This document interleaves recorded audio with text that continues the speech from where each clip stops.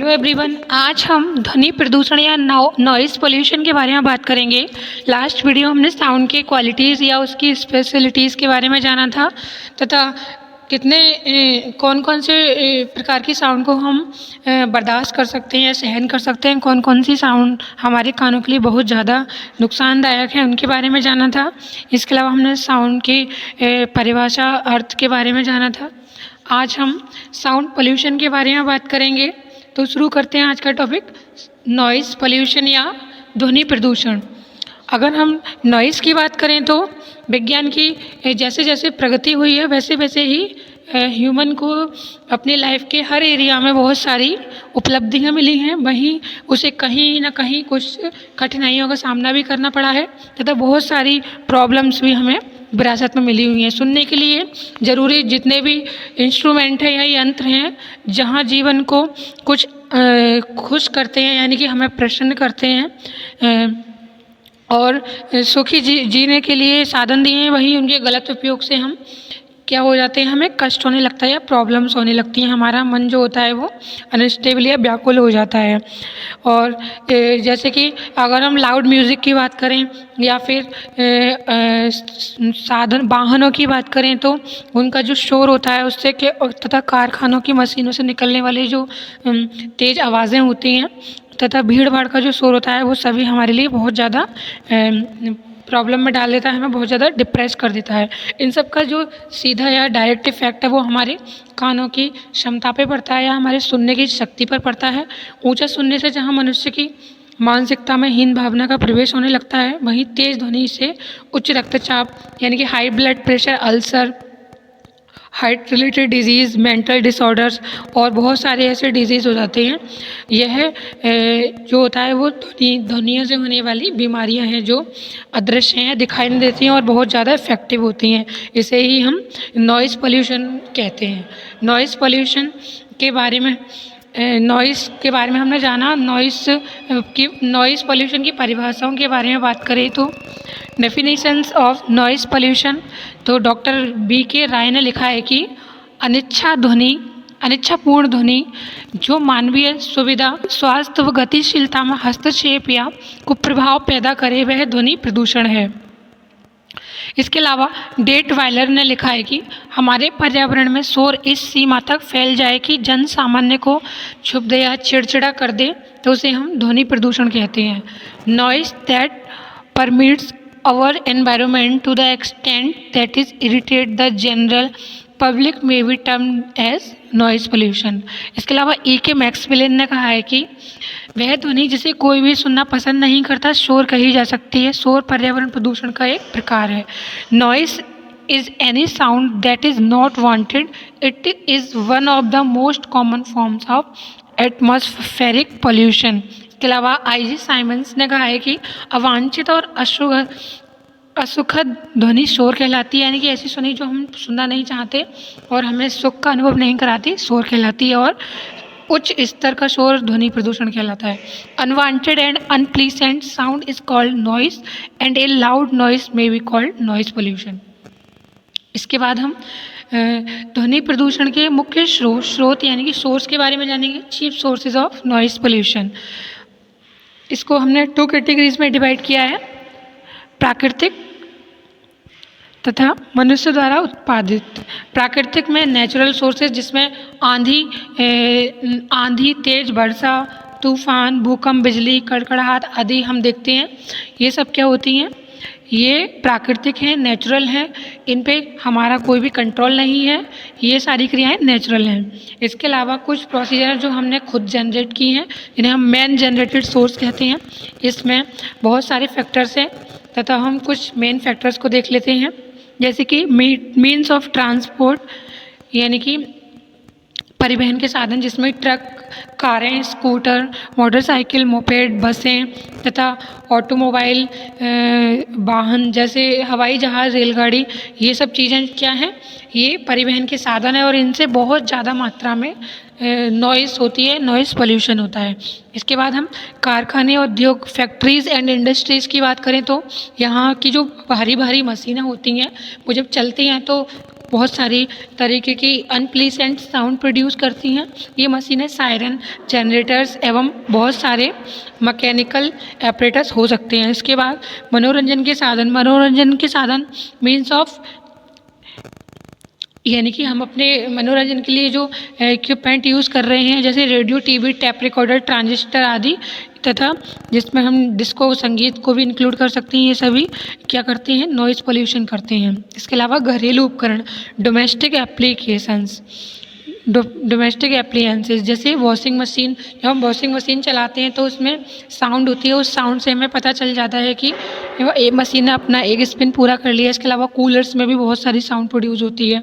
और mixie, pressure cooker, vacuum cleaner, air conditioner आदि सभी उपकरणों से बहुत ज़्यादा मात्रा में साउंड प्रोड्यूस होती है। इसके अलावा पूजा स्थल के उपकरण, जैसे वहाँ पे बहुत सारे म्यूज़िकल इंस्ट्रूमेंट होते हैं, जैसे हारमोनियम, ढोलक, तबला, घुंघरू, लाउड स्पीकर्स, बांसुरी, जितने भी प्रकार के जो भी म्यूज़िकल इंस्ट्रूमेंट हैं वो कहीं ना कहीं कुछ साउंड ही प्रोड्यूस करते हैं। ये बात अलग है कि कुछ साउंड हमारे कानों को अच्छा लगता है और कुछ साउंड हमारे कानों को अच्छा नहीं लगता। जो साउंड हमारे कानों को अच्छा नहीं लगता उसे हम नॉइज़ कह सकते हैं। इसके अलावा सैनिक अभ्यास की वस्तुएं, जिसमें मटेरियल ऑफ इन्फेंट्री एक्सरसाइज, जिसमें टैंक, मशीन गनें, हाथ गोले अभ्यास में विस्फोट करने वाले मटेरियल। इसके अलावा आटे की चक्की तथा मकान का निर्माण, जिसमें आरसीसी डलता है आदि अनेक और भी सोर्स हैं। शहरी भीड़, चहल पहल भरे बाजार, सिनेमाघर, बड़े बड़े भाषणों के आयोजन भी ध्वनि प्रदूषण फैलाते हैं। इसके बाद हम ध्वनि प्रदूषण के प्रभाव की बात करें तो effect of noise pollution. Noise pollution से मनुष्य पर फिजिकली तथा मेंटली दोनों प्रकार से इफेक्ट पड़ता है, जो ध्वनि की तीव्रता के आधार पर कम और अधिक भी हो सकता है और अलग अलग प्रकार का भी। साथ ही इफेक्ट का जो परिणाम है वो कुछ बातों पर निर्भर करता है। उन बातों को जान लेते हैं।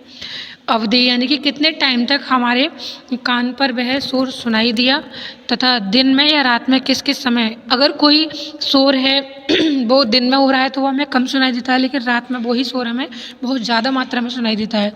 स्थान का संपूर्ण शोर स्तर क्या है, ध्वनि की तीव्रता या आवृत्ति क्या है, नियमित जीवन की कार्यशैली, व्यक्ति की संवेदनशीलता यानी सहने की कैपेसिटी कितनी है, इसके अलावा व्यक्ति की आयु कितनी है, सुरक्षा के उपकरणों की क्षमता एवं विश्वसनीयता कितनी है। इसके अलावा अब हम फिजिकल इफेक्ट के बारे में जाने तो ध्वनि प्रदूषण यानी कि नॉइज़ पोल्यूशन का सबसे ज़्यादा हार्मफुल इफेक्ट हमारे कानों पर पड़ता है।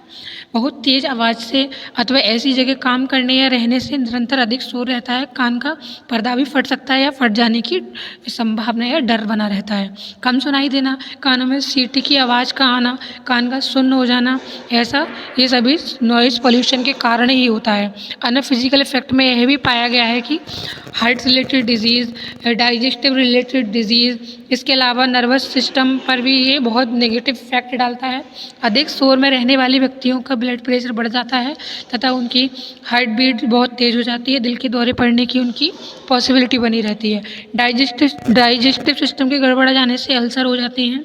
इसके अलावा जो हमारे नर्वस सिस्टम होते हैं वो क्या करते हैं कि जो विशेषज्ञ होते हैं नर्वस सिस्टम से रिलेटेड, न्यूरोलॉजिस्ट, वो कहते हैं कि शोर पीड़ितों के लिए सिर दर्द यानी कि हेडेक, बेचैनी, चक्कर आना, जी मिचलाना और थकान के अलावा एक खास प्रकार की मिर्गी भी आ सकती है। इस प्रकार के रोगी को चर्च की घंटियों, संगीत, पॉप म्यूज़िक यानी कि पियानो की आवाज़, इन सब से भी दौरे पड़ने लगते हैं।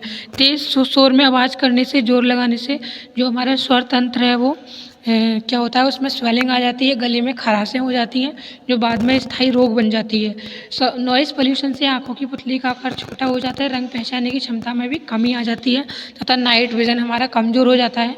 शरीर की जो एक्सटर्नल स्किन होती है हमारी, उसमें जो उनकी जो इम्यूनिटी होती है वो कम हो जाती है तथा उनकी पतली स्किन की होने की आशंकाएं भी बनी रहती हैं।